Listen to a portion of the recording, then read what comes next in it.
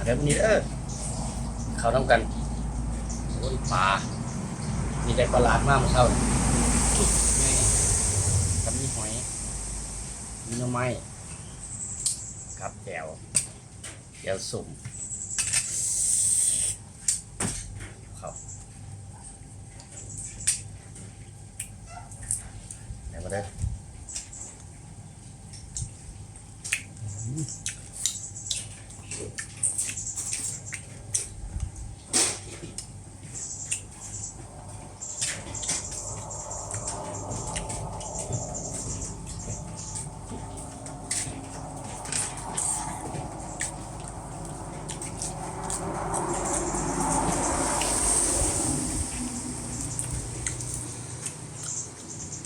ประหลาด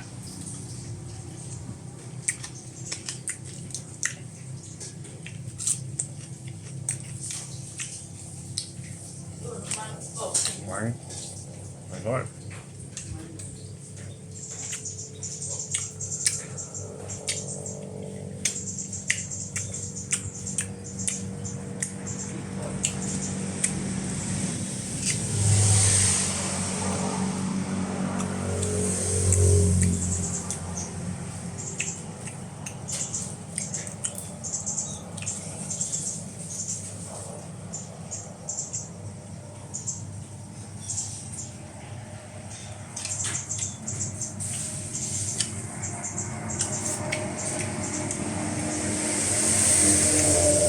มันครับ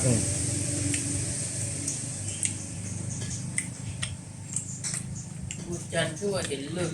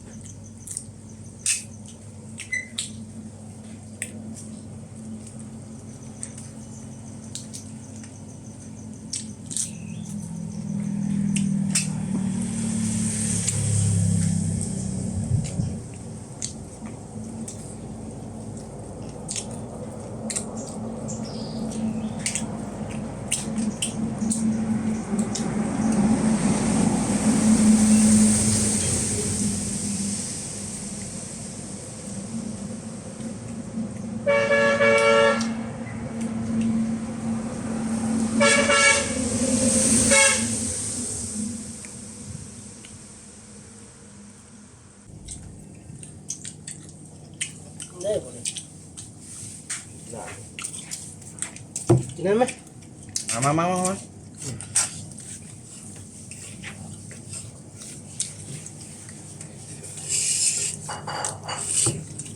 ถ้าเอาไปมีคนไทยให้คะแนนพอได้มีคนออกไปมันมีจากกล้องแล้ว ถ่ายไก่เนาะถ่ายไก่หมดเห็นไหม พอที่ออกไปไทยอยู่นอกมันตกดินอยู่กิน พอดุ่มถ่ายปุ๊บกินกระพักนั่นเลยดังเลยมันถ่าย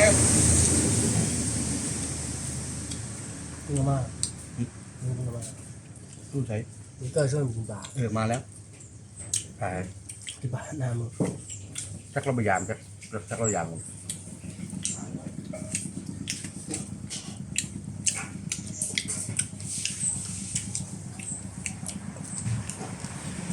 นั่นแหละครับ